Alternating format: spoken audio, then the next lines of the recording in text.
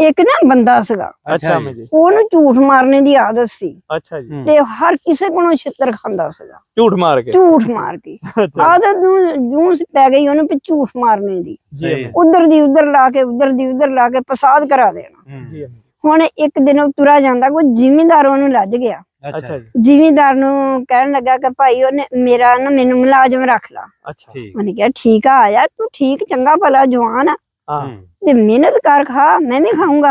ਹਾਂ, ਉਹਨੇ ਕਿਹਾ ਠੀਕ ਆ, ਪਰ ਮੈਂ ਝੂਠ ਮਾਰਨੇ ਦੀ ਆਦਤ ਆ ਮੈਨੂੰ, ਹਾਂ, ਮੈਂ ਜਿੱਥੇ ਵੀ ਗਿਆ ਉੱਥੋਂ ਛਿੱਤਰੇ ਹੀ ਮੈਨੂੰ ਪਏ ਆ। ਤਨਖਾਹ ਜਿੰਨੀ ਮਰਜ਼ੀ ਦੇ ਦੇ, ਪਰ ਝੂਠ ਮਾਰਨਾ, ਝੂਠ ਮੈਂ ਮਾਰਨਾ, ਤਨਖਾਹ ਮੈਨੂੰ ਜਿੰਨੀ ਮਰਜ਼ੀ ਦੇ ਦੇ। ਬੰਦਾ ਇਮਾਨਦਾਰ ਸੀ, ਉਹਨੇ ਦੱਸ ਦਿੱਤਾ ਪਹਿਲਾਂ। ਉਹਨੇ ਕਿਹਾ ਕਿ ਬੰਦਾ ਇਮਾਨਦਾਰ ਹੈ, ਇਹਨੇ ਝੂਠ ਕੀ ਮਾਰਨਾ ਜਦ ਪਹਿਲਾਂ ਦੱਸ ਦਿੱਤਾ। ਹਾਂਜੀ, ਉਹਨੇ ਕੀ ਕੀਤਾ, ਕੋਈ ਅਰਸਾ ਗੁਜ਼ਰਿਆ ਤੇ ਉਹਦੀ ਤੀਵੀਂ ਨੂੰ ਕਹਿਣ ਲੱਗਾ, ਉਹਨੇ ਰੋਟੀ ਲੈ ਕੇ ਜਾਣਾ ਸੀ ਹਾਂਜੀ, ਤੇ ਉਹਦੀ ਤੀਵੀਂ ਨੂੰ ਦੱਸ ਦਿੱਤਾ ਕਿ ਤੇਰਾ ਬੰਦਾ ਹਲਕ ਗਿਆ ਅੱਛਾ ਤੇ ਜਿੱਲੇ ਤੂੰ ਰੋਟੀ ਰੱਖੇ ਤਾਂ ਉਹਦੇ ਪਿਛਲਾ ਪੱਲਾ ਚੱਕ ਕੇ ਤੇ ਜੀਭ ਮਾਰੀ ਅੱਛਾ, ਕਿ ਜੇ ਤਾਂ ਕਮਰ ਦੇ ਉੱਤੇ। ਹਾਂ ਕਮਰ ਦੇ ਉੱਤੇ ਅੱਛਾ, ਤੇ ਪਿਛਲੇ ਪਾਸੇ ਹਾਂ, ਪਿੰਡੇ ਤੇ, ਅੱਛਾ ਜੀ, ਤੇ ਜੇ ਤਾਂ ਹੋਈ ਉਹਦਾ ਪਿੰਡਾ ਲੂਣਾ ਹਾਂਜੀ, ਫਿਰ ਉਹ ਹਲਕ ਗਿਆ, ਅੱਛਾ ਜੀ, ਤੇ ਜੇ ਨਾ ਲੂਣਾ ਹੋਇਆ ਫਿਰ ਉਹ ਠੀਕ ਆ। ਅੱਛਾ ਜੀ, ਉਹ ਤੇ ਪਹਿਲਾਂ ਜਾ ਕੇ ਬੰਦੇ ਨੂੰ ਵੀ ਦੱਸ ਦਿੱਤਾ ਅੱਛਾ, ਕਿ ਤੇਰੀ ਬੁੱਢੀ ਤਾਂ ਵੱਢਦੀ ਫਿਰਦੀ ਆ ਬਹੁਤ। ਉਹ ਤਾਂ ਹਰ ਕਿਸੇ ਮਾੜੇ ਮੋਟੇ ਨਿਸ਼ਾਨ ਆਪਣੇ ਵੀ ਲਾ ਰਹੇ ਕਿ ਉਹ ਤਾਂ ਆਦੇ ਮੇਰੇ ਵੀ ਦੰਦ ਮਾਰੇ ਆ, ਪਰ ਮੈਂ ਨੱਠ ਕੇ ਬਚਿਆ। ਉਹਨੇ ਕਿਹਾ ਅੱਛਾ, ਉਹਨੇ ਵੀ ਪ੍ਰੈਣ ਭਰੂਣ ਰੱਖ ਲਏ ਬੈਠ ਗਿਆ। ਉਹਨੇ ਪ੍ਰੈਲ ਤਿਆਰ ਰੱਖ ਲੈ ਕੇ ਆ ਲਵੇ। ਉਹਨੇ ਕਿਹਾ ਵੀ ਅੱਛਾ ਹੁਣ ਇਹ ਹਲਕ ਗਈ ਹੈ, ਕਿੱਦਾਂ ਹਲਕ ਗਈ।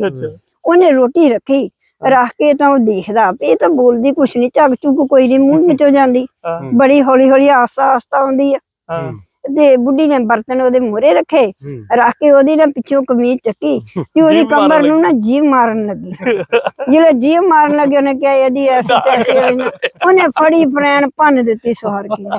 ਉਹਨੇ ਕਿਹਾ ਦਿਮਾਗੇ ਲੱਗ ਗਈ। ਉਹਨੇ ਕਿਹਾ ਭਾਈ ਤੇਰੀ ਮਿਹਰਬਾਨੀ ਆ, ਝੂਠ ਮਾਰਨੇ ਵਾਲੇ ਨੂੰ ਅਸੀਂ ਕਦੀ ਰੱਖਣਾ ਨਹੀਂ, ਕਦੀ ਨੇੜੇ ਨਹੀਂ ਜਾਣਾ। ਝੂਠ ਮਾਰਨੇ ਵਾਲੇ ਤੋਂ ਬਚੋ, ਸਿੱਧੀ ਆਪਣੀ ਔਲਾਦ ਨੂੰ ਵੀ ਕਹਿਤਾ ਕਿ ਜਿਹੜਾ ਝੂਠ ਮਾਰੇ ਨਾ ਉਹਦੇ ਲਾਗੇ ਨਾ ਜਾਓ। ਵਾਹ ਵਾਹ ਵਾਹ, ਹਾਂ, ਝੂਠ ਬਹੁਤ ਬੁਰੀ ਬਲਾ ਆ। ਬਿਲਕੁਲ। ਲਓ ਜੀ, ਝੂਠ ਮਾਰਨੇ ਵਾਲੇ ਤੋਂ ਬਚੋ। ਤੇ ਵੀਡੀਓ ਚੰਗੀ ਲੱਗੀ like comment share subscribe follow ਜ਼ਰੂਰ ਕਰਿਓ ਜੀ।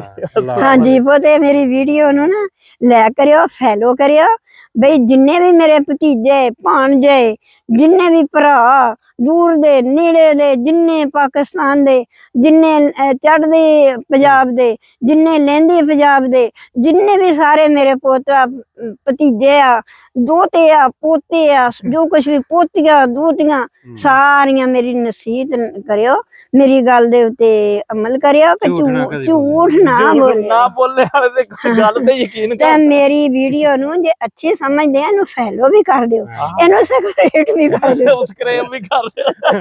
ਓਕੇ ਜੀ, ਅੱਲਾਹ ਹਾਫਿਜ਼।